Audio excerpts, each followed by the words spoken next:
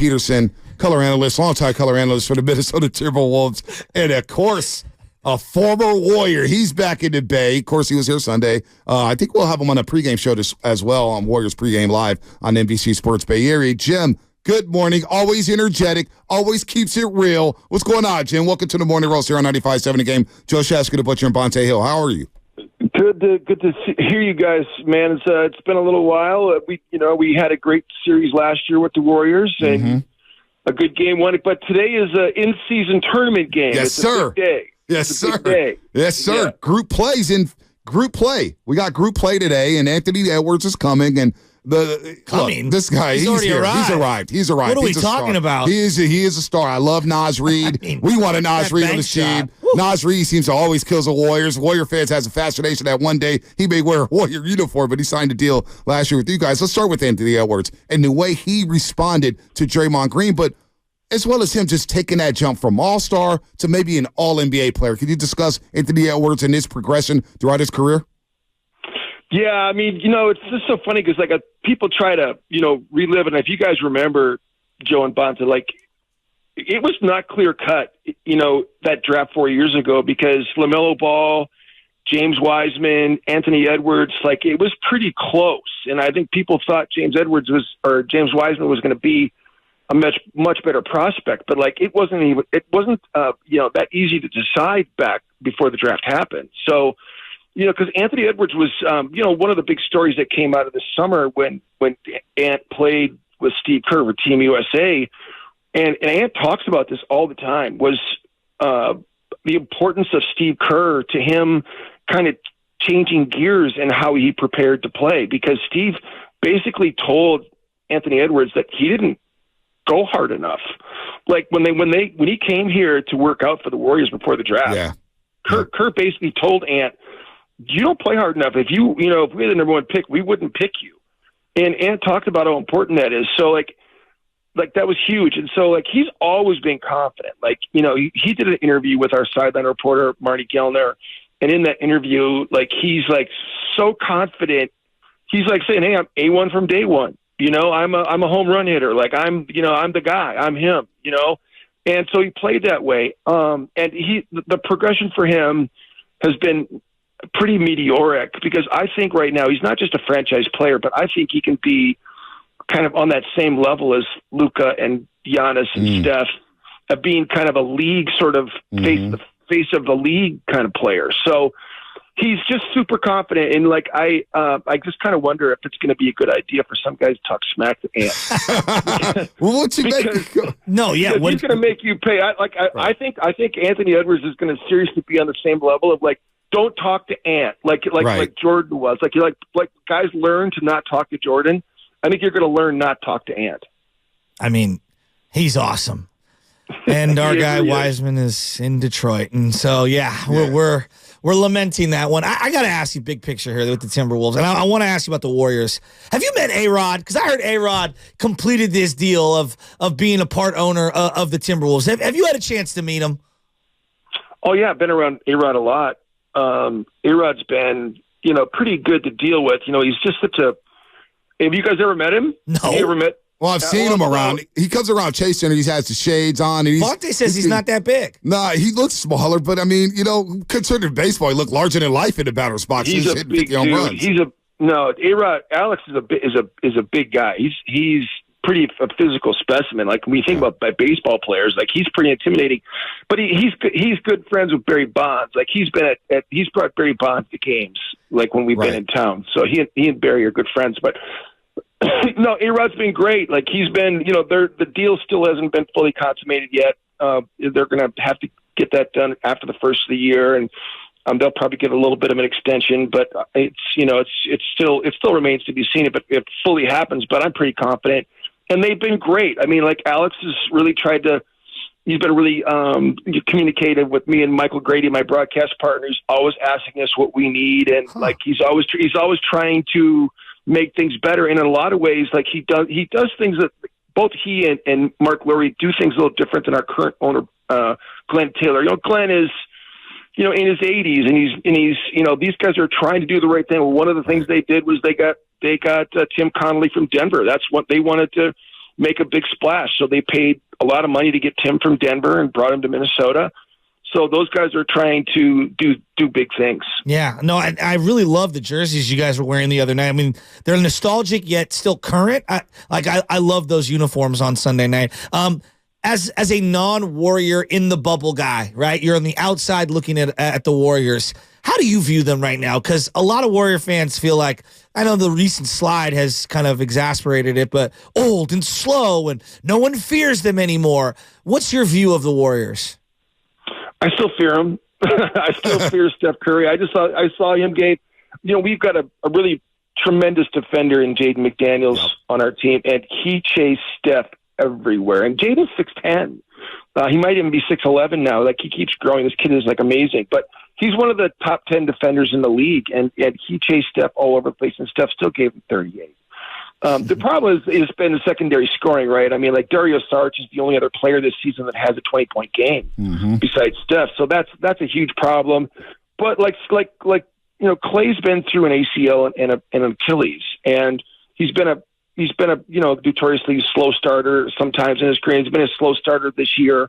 He's going to get it together. And I think Andrew's had a tough little run here, but I think Andrew's going to get it together. Kuminga still has, obviously room for growth.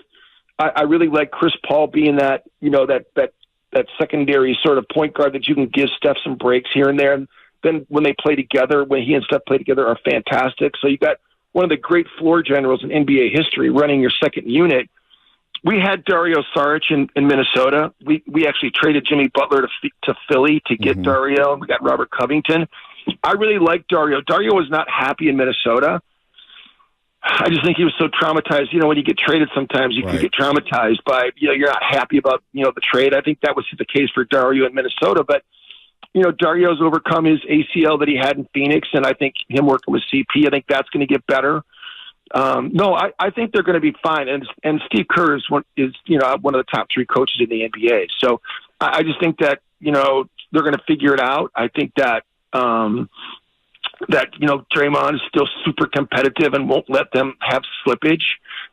He's still as animated as ever, right? Yes. I mean, you don't say. You paid attention this past weekend. Yeah, nothing's changed with Day-Day, Jim. What do you think of Wiggins? As someone who saw up close and personal Andrew Wiggins, because he's really struggling right now, and I don't know, man. Warrior fans are quick to get on him. Well, I mean, here's the thing we say, Andrew, we needed Andrew to be what Anthony Edwards is for us right now. We needed Andrew to be. Andrews just isn't that wired up to be that guy's going to get into people's faces. If you talk smack to him, I mean, he's not going to talk back in the way that Ant does. Ant is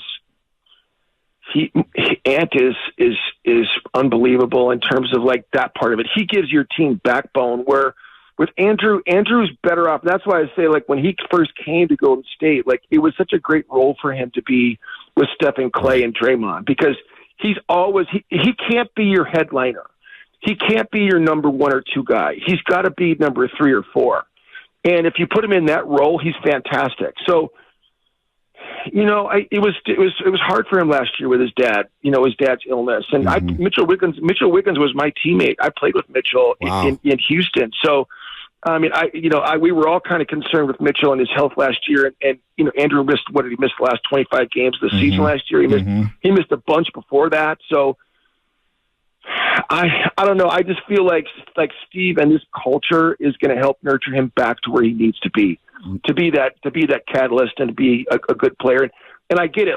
Hey, our fan base was disappointed in Andrew too. They were really disappointed because he's not wired up to be that number 1 guy. But you know what? I just got a feeling that this culture will get him back to where he needs to be. Jim Petersen here on the Morning Roast on 95.7 again. I want to go back to Ant-Man for just a second, because we got a lot of thoughts. Rudy Gobert, I thought he played well the other night. Karl Anthony Towns is still a force, both sides of the court, especially when he gets down low and he plays big. But Anthony Edwards seems to have up with Draymond Green. This past summer, he was discussing Draymond Green, saying, yeah, I want to go at him. I want to cook Draymond Green. So is there a prior history, or is it just friendly-natured, hey, we're 2 trash talkers. We love going at each other. We bring the best out of each other. Is this a small thing, or are we making too big of a deal out of this? No, Ant is very good-natured. If you hear him interviewed, He's such a good-natured kid. You know what I mean? Like right. he's always happy-go-lucky. He's always kind of, cracking jokes and saying funny things right. post-game. And then one thing he always does too, he endears himself with his teammates because he's always deflecting credit. He's always saying, "Hey, Ant's, Cat's going to be, MVP. We're going to get back him to All-Star status, and Rudy Gobert is going to be Yaldi." He's always talking his teammates up during interviews and stuff like that. That's why he's loved by everybody. But when it comes to smack talking, we were talking about this during our last broadcast. The first game we played here during the empty arena season, which was Ant's rookie year. Yeah. He talked smack to Draymond then. Draymond was trying to get under his skin. Do you remember when Draymond was trying, and Ant was yelling back at Draymond his rookie year?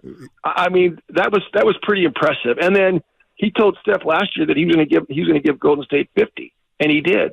Sure did. And so, I'm just saying, I just think Ant is just so unique.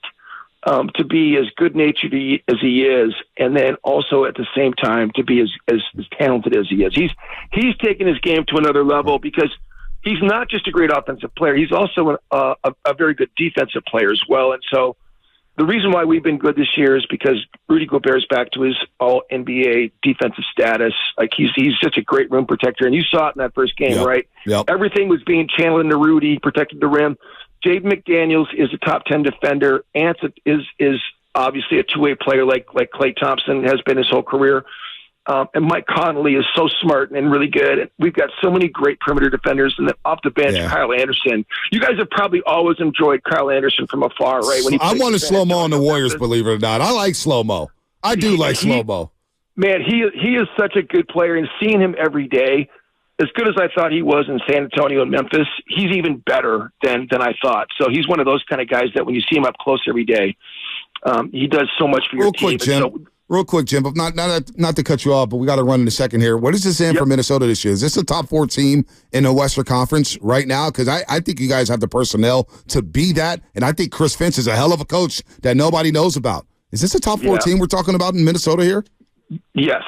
I think it's a top 4 team. We've got the ability to defend, and so we can win games when we're not on offensively. That's a huge key. Number one, we're number 1 in the NBA in defensive rating, so I think we can win games a lot of different ways. And we got a veteran group, So I just really like our team. We're so much different with Mike Conley than we were with D'Angelo Russell leading our team. And Mike Conley is a huge difference maker. Yeah. And so as long as we keep our guys healthy, we can win games. All right, Jim. We'll see you later tonight at Chase Center. Always good to have you back in town. We'll have you on the show. Good stuff, Jim.